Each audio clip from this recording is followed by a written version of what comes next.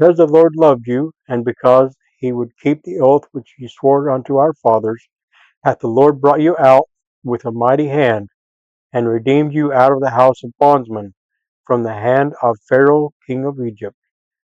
Deuteronomy 7:8. Hello, and welcome to Guided by the Iron Rod. I'm Thurl Jessup, and I'm continuing this series, Studying the Scriptures. These are not just ancient scriptures. We study them to prepare our hearts, to strengthen our faith, build our testimonies, and to find courage in our walk before God, wherever we may be.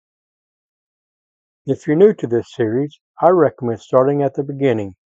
I'll leave a link to the Studying the Scriptures playlist in the description so you can catch up easily. If you know someone who would benefit from this, please share it, and remember to like, subscribe, and tap the bell to remain updated.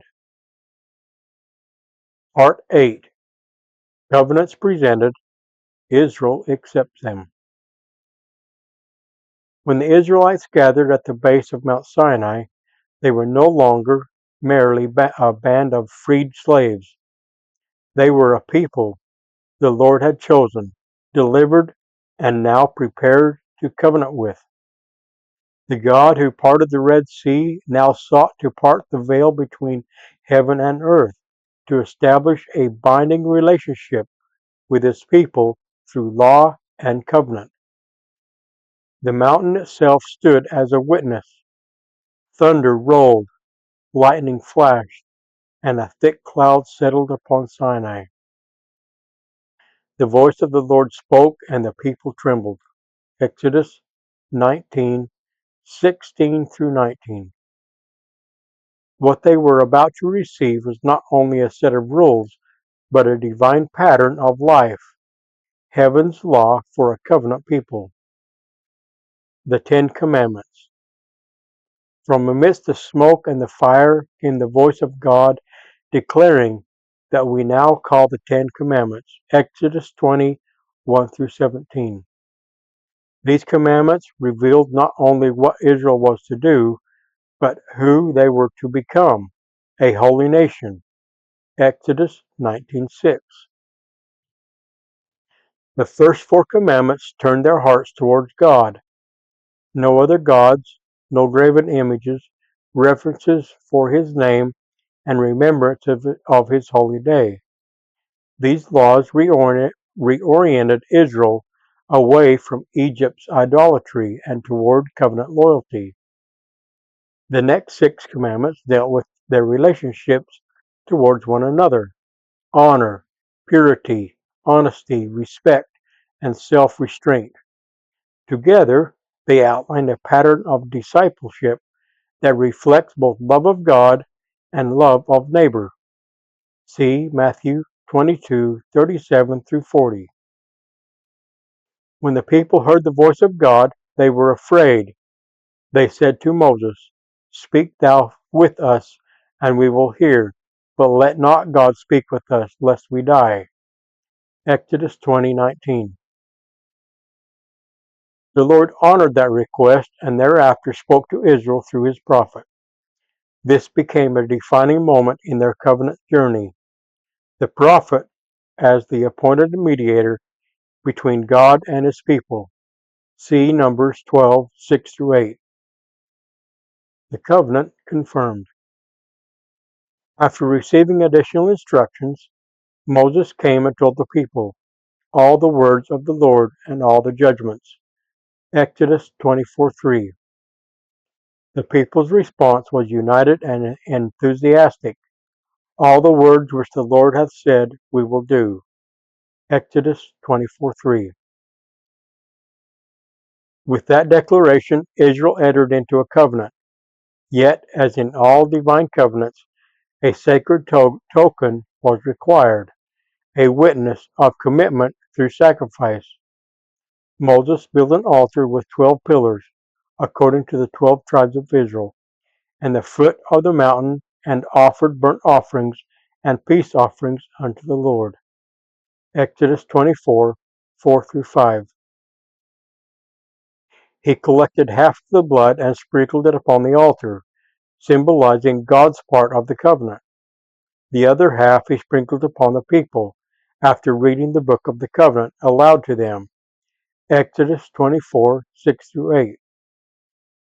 The people again affirmed, "All that the Lord hath said we will do, and be obedient." Exodus 24:7.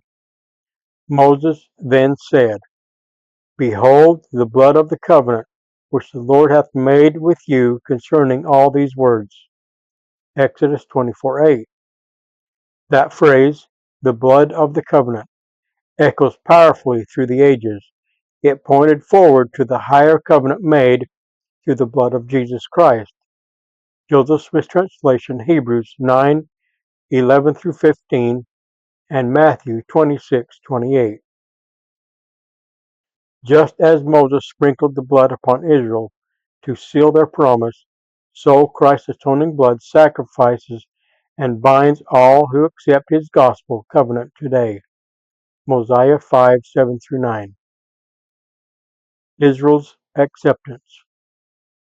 When Israel promised obedience, they did so sincerely. They had witnessed divine power and desired to follow the Lord. Yet their story reminds us that covenant commitment requires more than words.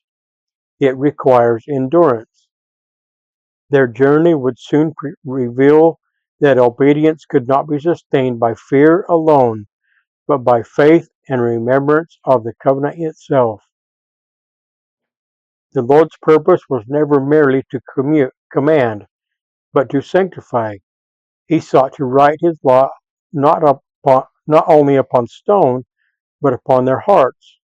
Jeremiah 31:33 and 2 Corinthians 3:3. That transformation, then and now, comes only through consistent obedience and reliance upon divine mercy. The pattern for us.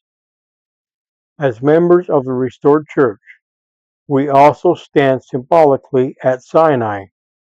We too have entered into sacred covenants through baptism, the sacrament, and temple ordinances that bind us to God through Christ. Each covenant is offered by divine invitation, confirmed by tokens, and accepted by our promise of obedience. When we partake of the sacrament, we renew that same covenant pattern. We witness unto God that we are willing to take upon us the name of his Son, always remember him, and keep his commandments. Doctrine and Covenants 20:77. In return, he promises that his Spirit will be with us. It is the same divine exchange offered at Sinai. The Lord extends law, promise, and blessings. He responds with faith, obedience, and remembrance. Moses ascended the mount again to receive further revelation. He saw the glory of God and remained 40 days and nights. Exodus 24:12-8. In that sacred solitude, God revealed the pattern for the tabernacle, priesthood ordinances, and laws of holiness. These were designed not as burdens, but as blessings to teach Israel how to dwell in God's presence. So it is with us. Covenants are not chains that restrict, they are cords that bind us to heaven. They give our discipleship shape, our service purpose, and our trials meaning. As we study these chapters, it becomes clear that covenant making has always been central to God's dealing with his children. Whether at Sinai or at the sacrament table, the Lord offers us the same invitation. All that the Lord hath said will he do, and as we keep that promise, we become his people, not by mere profession, but by transformation. In the name of Jesus Christ, knowing I am accountable for how I use his name, amen.